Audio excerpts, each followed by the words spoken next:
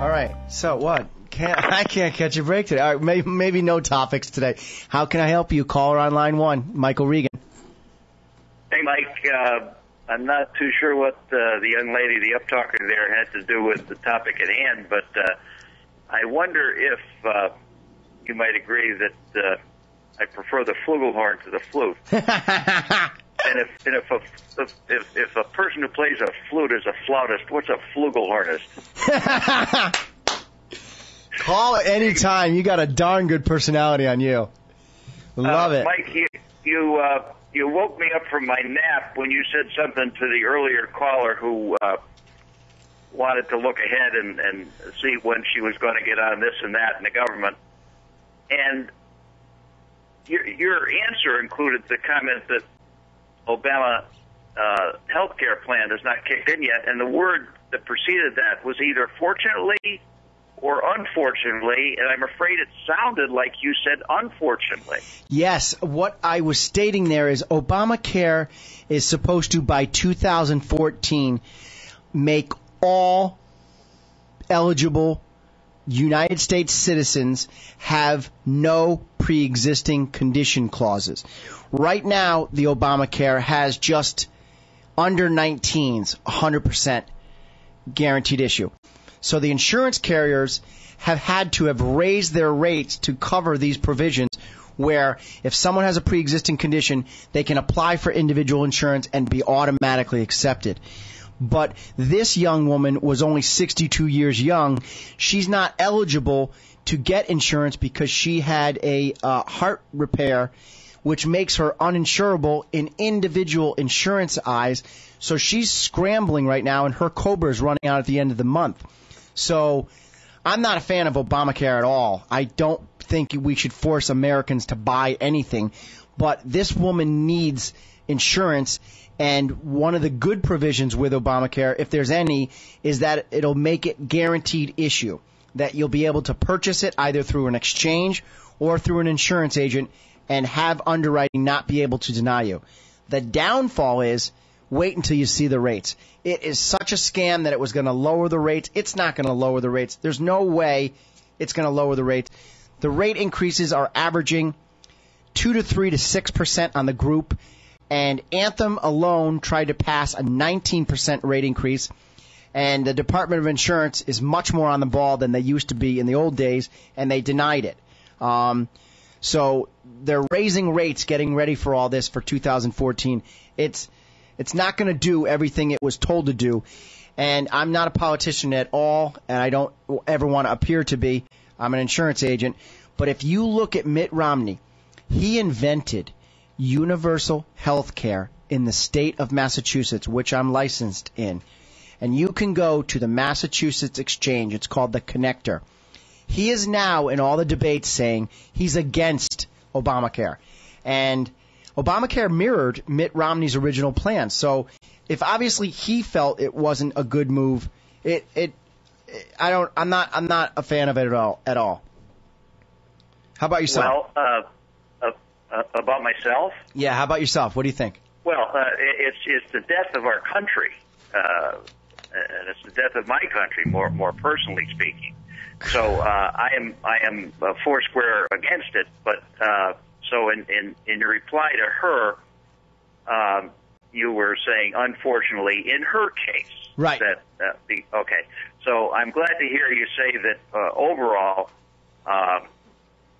It is a disaster because that which it is, but don't miss the nuance in the difference between Romney's approach and Obama's approach. Obama went into office to destroy our country, and he's doing it through several means. The primary one is the Dodd-Frank Financial Reform Act. Talk about asleep at the wheel. Christopher Dodd was in charge of the finance department. I mean, he's getting the deals on his mortgages, but he's supposed to be watching out for the country. I don't know what that is about. Well, back to the difference with Romney. Don't miss this. Go ahead. You're mistaken when you say that their approaches are the same, because Romney's approach is a state-by-state approach. Correct. And that's wherein lies the beauty of the difference. And that makes all the difference in the world. Go ahead and state by state, do what you care to do, but don't do things for me on the basis of a national. That's why we have a constitution, that we are a federation of states called the United States of America.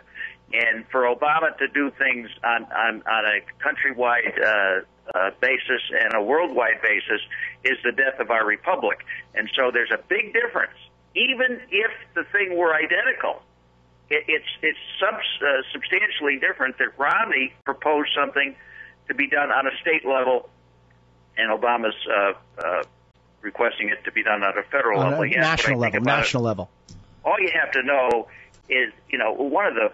It's hard to say what is the worst part of the Obamacare, but certainly by his appointing Ezekiel Emanuel, you're knowledgeable, to be in charge of the death panels, who is the brother of that snake, who is now the mayor of Chicago, Rahm Emanuel, and Bogdanovich is out. And now he's in charge of the vote rigging done out of Chicago with the other people who left Washington to go out and do it, and that is David Axelrod and Austin Goolsbee, and they all went there under different ostensible reasons, but the reason is simply to continue the vote rigging from Chicago rather than do it from Washington for two reasons. It's an impeachable offense if you get caught making calls from the White House. And secondly, vote fraud was born in Chicago, and that's where the whole gang it comes from, including Hillary Clinton, not just Obama. Regardless of who the nominee is, there's no chance for a Republican to be elected. The only hope is the Supreme Court, Mike. To override it. The Supreme Court may be able to see this for what it is, and for what Joseph Lieberman couldn't see it when he single-handedly had the opportunity to stop it, and he let this Obamacare go ahead, and for that he should with his vote. You mean with his vote? You mean with his vote? And never forgiven by the people of the state of Connecticut and the people of the country, because he could have saved this nation, and he chose to let it go ahead. All right, this isn't a political show. That's more for Larry Rifkin. Sorry to have woken you from your nap. Have a great day, my friend. Thanks, Mike. God bless. Good American there. All right. We definitely don't talk politics here on Medicare You. Producer Tom's giving me the time for a commercial break, and we'll talk to you in a little while. All right, we are back. 1:32. All right, this is not a political show. I think Obama is trying as hard as he can to do things. I think he's doing a terrible job on the economy, but other than that, none of my business. I'm not a politician. So sorry to wake you up off the couch. And back to Medicare and You. This show is about advice for Medicare and my listeners out there who are obviously listening and watching on the YouTube page, because I got to tell you a funny story. I'm so uptight. I always forward the phone. Every day when I leave the office around 5:45, I forward the phone through 72-pound and then forward it to my cell phone. My mom started this business. I'm not going to let her down and not take phone calls. You have to take phone calls. So on the weekends, I'll take phone calls. And sometimes on a Saturday, I'll work from 8 to 12. I try not to work much more than that because my twins need to see me, and they're only 7. So anyway, I go to church on Sunday morning. I get a call from New Jersey, some extension. I ignore it. I leave the phone in the car, of course, but I look at the phone, and on the phone, a red light shows up when it's a missed call. So we go home, and I'm still chopping wood from the storm. So I'm chopping wood, and the phone rings again, and I pick it up. I go, hello? Michael Regan. And I don't say G.S. Regan Associates on the weekends. I just say Michael Regan. So the gentleman says, hi, is this Michael Regan, owner of G.S. Regan Associates? And I said, yes. How can I help you? I said, are you calling on a Sunday to solicit me? He goes, no. I'm in New Jersey. I'm in Parsippany. My name's Howard so-and-so, and I'm watching you on YouTube, and I'll buy what you're recommending. I'm like, what? So, no lie, the YouTube page is working for you out there. The gentleman is retiring from a tech-savvy firm. He's turning 65 next month. knows obviously how to use the computer. So I asked him, I said, sir, first of all, I got a smile on my face like you don't even know. I said, what do you mean? He said, well, I've gotten tons of information in the mail, and I'm a type of person who researches it. So I'm listening to your show. You had Daryl Willenbrock from the Agency on Aging on. He goes, I went to Medicare.gov. I typed in my prescriptions. And I'm like, uh-huh. He goes, so I went to every carrier's website, and not a lot of them were on YouTube. He said the few that were, I watched their spiel. He said it was a 3 to 5 minute talk only, and all they did was want to sell me something. Nobody explained how the product worked.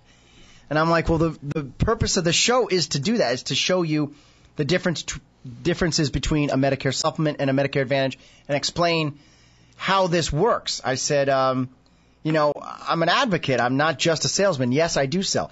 He goes, well, I'm going to take it. I'm going to take that one you recommend. So I said, sir, I'm flattered beyond belief. It's a Sunday, and I'm not licensed in New Jersey. I said, the one thing you don't want me to do on our first phone call is misrepresent myself. He said, well, I looked into the plans, and I like the plan K, which is $80 a month. He said, I want to keep original Medicare. I'm too young. The gentleman had close to like $700,000 or $800,000 in savings. So he was clearly a Medicare supplement person. He wanted to keep original Medicare. And so obviously the YouTube page is working. I'm going to pan over to producer Nick and let him explain how you and yours can find us. Thank you, Mike. It worked, man. This is sick. I'm as stunned as you are. I really am. Yeah, Howard. Thank you, Howard, if you're listening. If he's watching. He is, if you're watching.